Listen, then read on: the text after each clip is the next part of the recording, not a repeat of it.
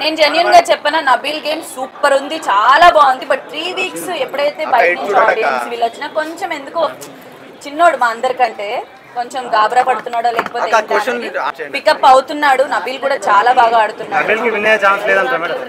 చెప్పలేనండి. మీకు ఎలా అనిపించింది? మంచిగా అనిపించింది. డౌన్ అయ్యాడా? నాకు లోపల ఉన్నప్పుడు కొంచెం కన్ఫ్యూజ్ అయ్యాడు అనిపించింది. డౌన్ అని కాదు, బికాస్ తను ఫన్ యాంగిల్ సూపర్ ఉంటాడు. టాస్క్లు ఏమని ఇస్తే తను 100% ఆడతాడు. సో దాన్ని బట్టి ఎప్పుడు ఛాన్స్ వచ్చినా ఆడడానికి చేయడానికి చాలా ఎంతూజియాజం చూపించాడు. మరి ఇంకా ఆడియన్స్ చేతుల్లో ఉంది, ఎట్లా ఎవరిని గెలిపిస్తారనేది అందరూ బాగా.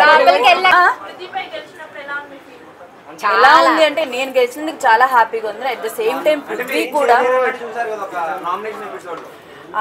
నామినేషన్స్ లో ఎక్కడ లేని వచ్చేస్తాయి. సో ఆ విధంగా చూసాడు, అప్పుడు హర్ట్ అయ్యాను. అదంతా మధ్యలో మాయమైపోయి గేమ్ వెళ్తుంది. బట్ ఇద్దరికి ఆ టాస్క్ పడడం మళ్ళీ తన మీద గెలవడం బాగా అనిపించింది. బట్ నాతో పాటు ఈక్వల్ గా తను కూడా అంతే టైం ఉన్నాడు. ఎప్పుడైతే తను వదిలేసాడో అప్పుడు నేను గెలవడం జరిగింది. మేమిద్దరం అసలు అంతసేపు నించోడం అనేది ఆయనకి గ్రేట్, నాకు గ్రేట్.